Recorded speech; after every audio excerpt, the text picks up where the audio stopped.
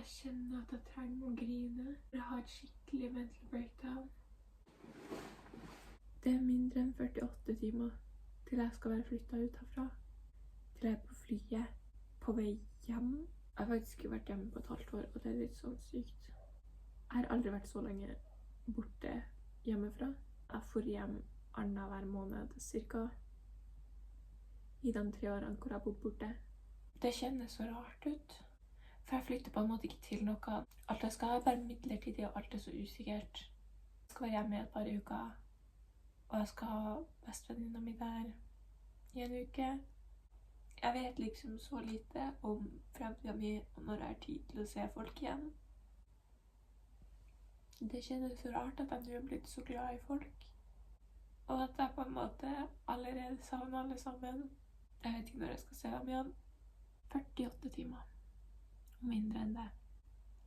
Har jeg pakket? Nei. Har jeg begynt å vaske? Nei. Jeg klarer ikke å få meg selv til å starte. For jeg har ikke lyst til å gjøre det før jeg absolutt må. Jeg er nødt til å skjerpe meg, for jeg vet ikke hvor lang tid det tar for meg å rydde sammen alt, pakke den i kofferter og vaske ut alt. Jeg må legge meg ned litt, for jeg har bare lyst til å gråte egentlig. Jeg tror ikke jeg har lyst til å innse at jeg skal flytte. Jeg har ikke lyst til å flytte, så derfor gjør jeg liksom ingenting i den prosessen for det. Jeg vil liksom ikke pakke bort livet mitt her. Og så er jeg litt redd for at jeg aldri skal komme tilbake hit. En ting som stresser meg er at jeg føler jeg har så mye jeg må bruke opp.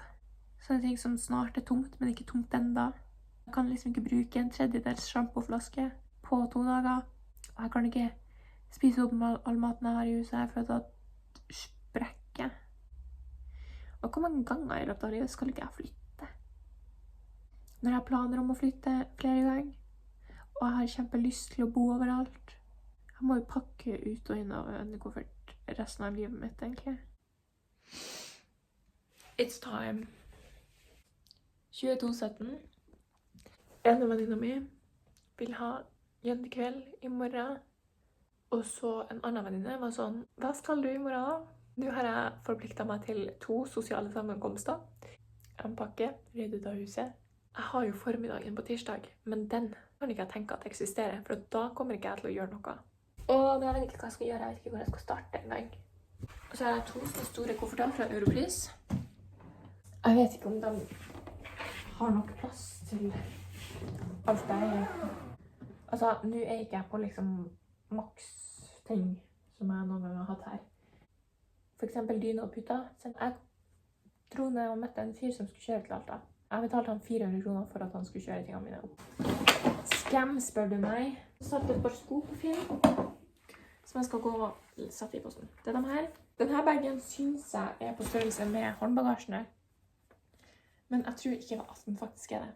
Det er aldri noen som har sjekket hvor stor håndbagasje jeg hadde med meg. Så vet jeg at jeg får en daybag under setet. Er denne saken her, som jeg må tømme og demontere.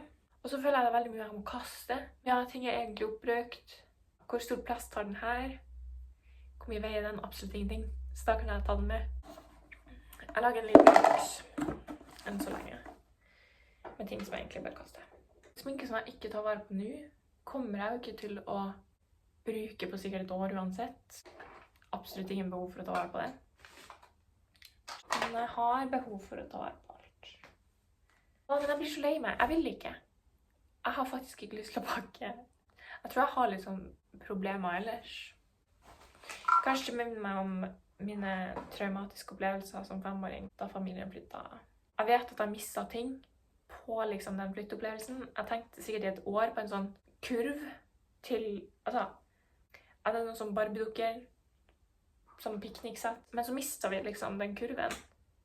Og greit at det bare liksom var en sånn liten plastings, men den var sånn, hvor er den? Og så fantes den ikke lenger, så kanskje jeg bare liksom forbinder flytting med liksom traumat. Snakke litt med henne som er lei hos. Hun var sånn, husk å vaske ordentlig, og så er jeg sånn, ja, jeg skal det. Men når hun sier det, så føler jeg liksom at jeg må skrubbe ned alt. Sånn å stå med tannkosten mellom flisene og sånt. Akkurat det gidder jeg ikke. Det har ikke jeg tid til, og ikke hadde jeg gjort det hvis jeg hadde tid heller, men Jeg fant ut at klokka ikke er engang 12. Jeg er så trøtt at jeg trodde sikkert klokka var sånn 2. Her er skoene som jeg skal selge. Jeg liker å tro at alt jeg eier har plass i de her 2. Her har jeg et lager med ting som jeg egentlig ikke trenger. Jeg er helt sånn allerede. Ok, god morgen. We're back at it. Jeg er liksom et kaos. Alt er bare styr, og jeg vet ikke hvor jeg skal gjøre av meg selv eller tingene mine. I dag skal jeg vaske litt klær. Holder på fortsatt. Snart kommer min kjære venninne og skal kjøre meg til jobben min, så jeg får høre hvordan jeg skal få levert det nøkkelkortet mitt. Mens jeg venter på henne, skal jeg bare rydde litt her.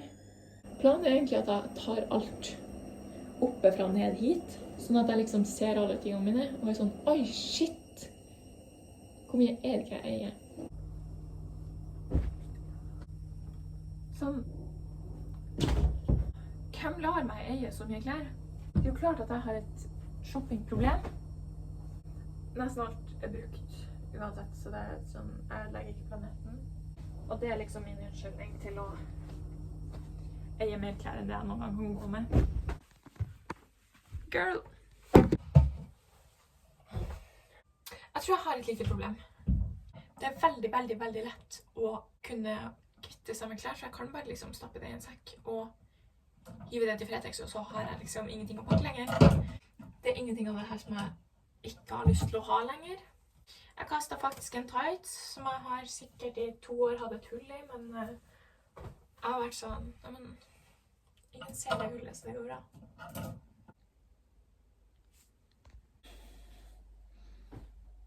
Jeg vet ikke hvor mye det her kan bli komprimert hvis jeg vakuumpakker, for jeg tviler egentlig på at det gjør noe. Jeg tenkte det var mulig å bare pakke inn den haugen og bære den ned trappa. Det er ingen av klærne jeg har lyst til å gi opp, og kaste eller gi vekk, selv om jeg kanskje burde.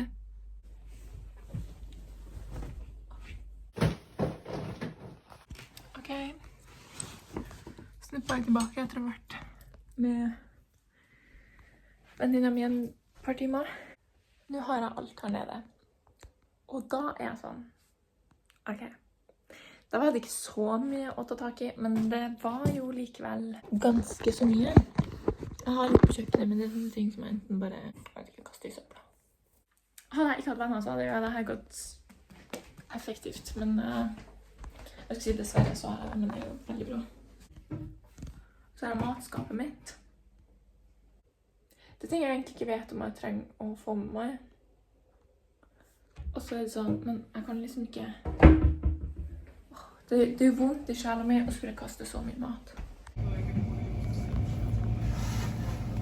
Ok, jeg er tilbake. Klokka er 12. Jeg ordnet akkurat nye batteri på den her. So that it works. Vi har på helt armbånd. Så her har vi grønt for Brat med So Confusing for Girl So Confusing. Så her er den her. Litt sånn grå og svart. YOLO! Det var så langt jeg kom meg på den timen hvor jeg da holdt på med pakking før jeg for. Og så ble jeg bort kjempelenge. Jeg sa til mamma at jeg hadde alt under kontroll i morges, men hun trenger jo ikke å vite at seriøst ingenting er pakket ned. Det der ikke holder klesskapet mitt en gang. Så jeg lurer litt på hvordan jeg skal få med meg ting. Altså, hadde dere trodd på meg hvis jeg sa at det var en tid i livet mitt hvor jeg var liksom overbevisst om at jeg skulle leve minimalistisk. Det var ikke i det siste, for å si det sånn.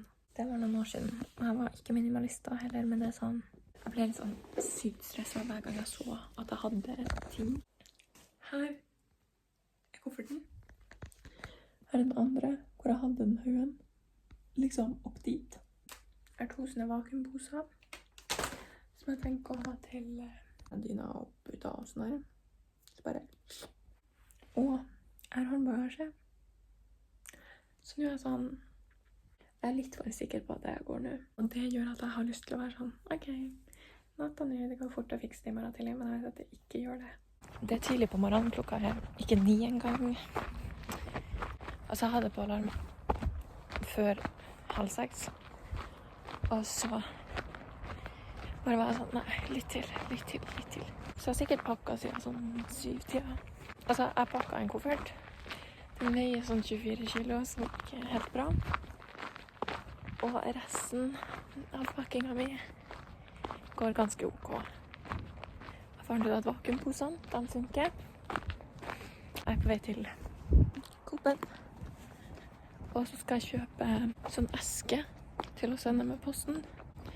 Kjæresten til venninna mi og hun, de skal kjøre meg til flyplassen etterpå, så jeg antar at vi sikkert bare kan stoppe innom Coop og levere den pakken som jeg skal sende med ting til meg selv. Yay!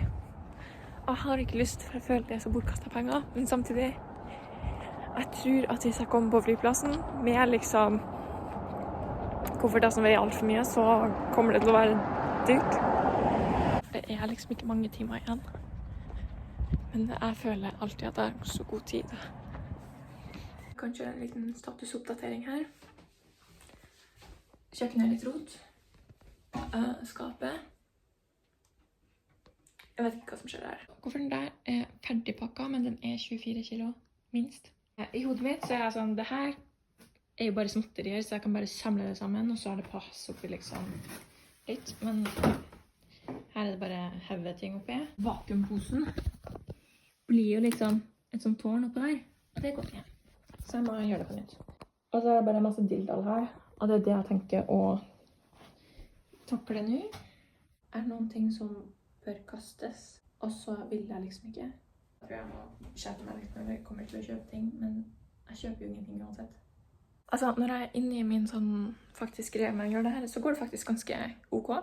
Klokka er nå 11, så jeg har noen timer igjen her. Jeg har pakket den her, som skal sendes i posten. Sånn 6-7-8 kilo med ting og tang. Og så har jeg pakket halve den kofferten. Og så har jeg håndbagasjen. Så fant jeg ut at der er ting som jeg bare må la være i Trondheim. Og ha da en unnskyldning til å komme tilbake. Og flytte inn i en ny bolig i Trondheim. Kanskje. Hvem vet. Jeg kommer jo inn på studiet i Oslo, så det er liksom det som på en måte, hvis jeg vil ha en plan for neste år, så har jeg det. Jeg måtte stable om på det her, for jeg kommer på at jeg har sånn toalettsaker og sånn. Masse av det. Og det kan ikke jeg ha i håndbagasjen. Så da har jeg fylt opp den her på nytt. Da er den litt over 23 kilo. Kanskje det blir litt ekstra gebyrer på flyplassen, men det får jeg faktisk bare leve med nå. Så må jeg pakke om på den der, sånn at jeg får plass til resten. Hallo, bruggen. Da var jeg hjemme igjen. Etter å ha tatt farvel med venninna mi, men nå. Jeg vil ikke si det engang. Jeg liker ikke det. Det er sånn 3 kvarter, tror jeg, til jeg blir hentet. Bare pull myself together her, og finne frem moppen. Det er bare det jeg har. Og hun tok tingene mine, og vi fikk sendt pakken. Så vi er liksom good. Jeg må bare vaske. Jeg vet liksom ikke hvor jeg skal starte. Ok, I'll figure it out.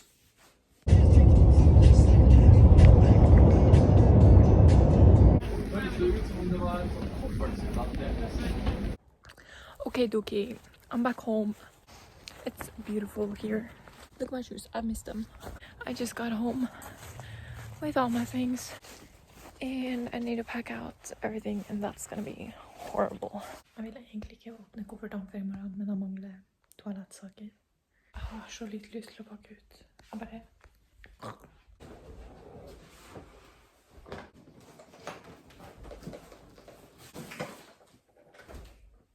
Jeg har nå vært hjemme i en uke. Jeg har prøvd å pakke ut, det har ikke gått så veldig bra, det har gått veldig tregt. Snart ferdig. Jeg føler at jeg har vært veldig dårlig å vlogge denne vloggen.